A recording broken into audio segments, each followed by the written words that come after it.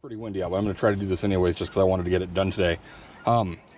Recently we bought some fire extinguishers for the house, started thinking, hey, we need some for the 4Runner and the rigs. Put a post on Instagram yesterday and got a couple great responses. One of which was using this kitty fire extinguisher and just a simple velcro mount to the carpet. I'll kind of show you where. We're just going to go on the back, just on the side of the back seat right here. It's going to mount right there. Super simple, inexpensive, and everything. I mean, this can be found on Amazon. I'm just going to use this velcro. We're going to see how this works. Found it on Amazon. And a lot of folks will ask, you know, if you look at the specs on this one, it is a 5BC extinguisher, and everybody will say, well, you don't have the A rating. For some reason I started reading, and it looks like most auto and marine extinguishers, you don't need the A, because the A is for paper, wood, brush, basically anything that will leave ash behind when it burns. Whereas in a vehicle, we're more concerned about electrical, oil, grease, the B and the C. Also, while this is an A, B, C rated, it is a 1A and a 10 BC. So from my understanding, the 1 means that this is the equivalent of 1 gallon or 1 cubic foot of water on an A fire, but 10 on a B or C fire. So to get that A rating, they have to be a lot bigger, and you don't get very much A power, and this will still have some effect, even just the B and the C. So in the house and whatnot, we're gonna have ABCs because you can get them, we're not limited on space. But for the rig, it seems like every auto and marine, which this is a specific auto and marine, they leave out that A. It's just generally not necessary, or at least not compared to the space it'll take. So going with this, I have an idea to mount one of these two. I need to see about getting some brackets to go under the front seat, and I'll do that in another video. But for now, we're just gonna throw this one in the back, and that'll be more than we've had. And if it works out great, I can put one on the other side pretty easily. You know, again, it's 20 bucks for the extinguisher, and I've got enough Velcro. So let's go ahead and show where that's gonna go.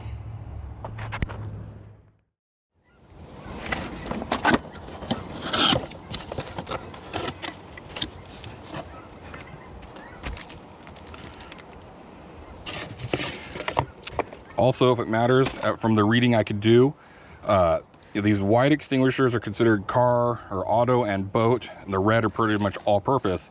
It sounds like they perform the exact same. Looking at it, it looks like this has got an aluminum nozzle, and this has, well, that might be, well, it's hard to say. But the mount, so this mount is Coast Guard approved. That's the big difference, is that is a Coast Guard approved mount to mount in a boat, so the thing doesn't go flying, etc., etc.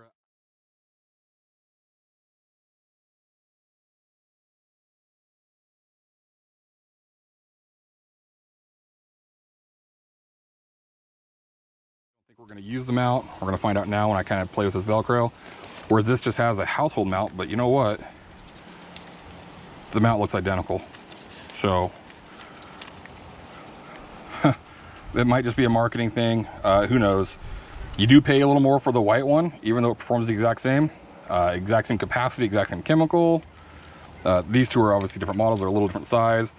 There is an equivalent model or size to this that has the exact same specs.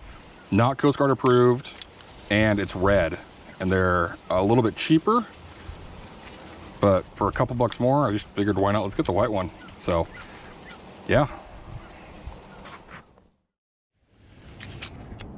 All right, so I was just kind of playing around with mounting it, and I think I've opted to ditch the plastic mount, Velcro directly to the bottle, because this is gonna be the easiest. I need to actually make sure that Velcro sticks to this carpet, but this guy will tuck back in there pretty nicely right there.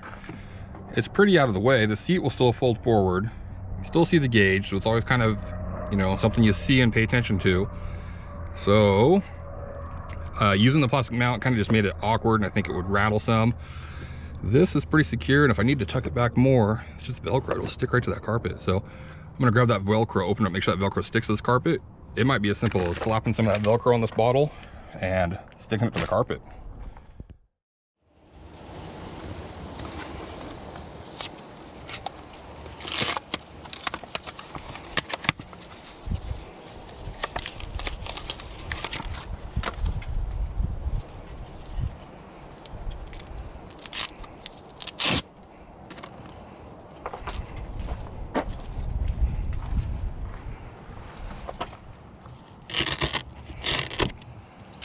Yeah, that Velcro sticks to the carpet, so I'm just gonna slap that.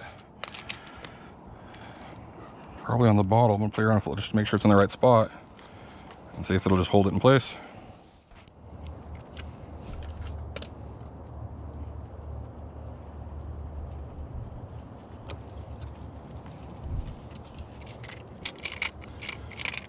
Just in case they're all the same, just lined it up along the sticker. And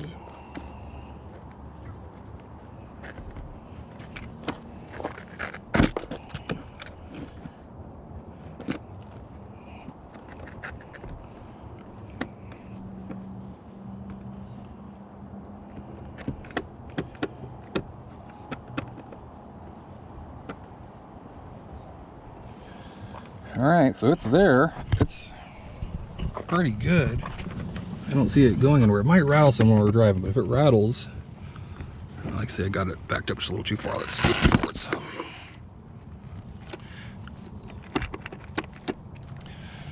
Well, if it rattles, we'll figure something else out, but I think for now, that's it. So, again, that's the little shorter one.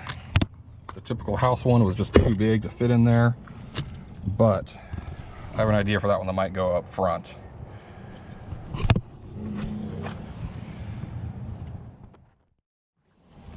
So this is my idea for one of these red ones, just to have an extra one is up here somewhere. It seems to be out of the way. I don't need to scoot my seat forward very far. It tends to be back more, but I'm thinking I'm either going to try that, or if I can find a mount system I trust, maybe back here on the Rago panels, something. I don't really like them like that. But for now, we've got the one, which is more than we've had.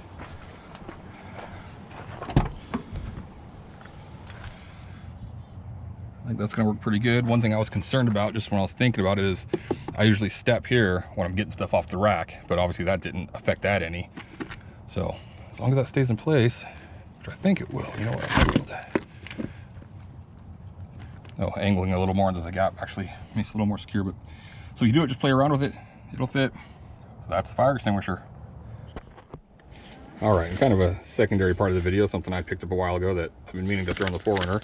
It's this, it's a rescue hook and windshield breaker, a window breaker from ResqME. And, oh, it already comes with a zip tie. So, what we're gonna do,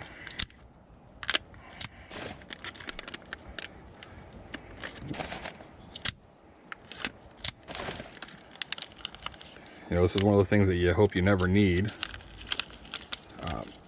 But interesting discussion I had with some friends is, what do you do if you roll over or drive into a lake or a river and you're upside down and your seatbelt stuck and won't release? You know, everybody says that they can get their pocket knife out and get out, which I don't know how easy that would be, especially under stress. You could definitely try to shoot your way out, which is just not safe. I guess if it was life or death, that might be a way to go. But this interesting thing, which is going to zip tie, I'll show you where we're going to zip tie it to the turn signal selector. It's got a key ring, which we don't need. And so if you zip tie it, then all you have to do is pull it. I don't know if I'll be able to do it. So there's your seatbelt cutter, which will always be in reach. And there's a glass breaker.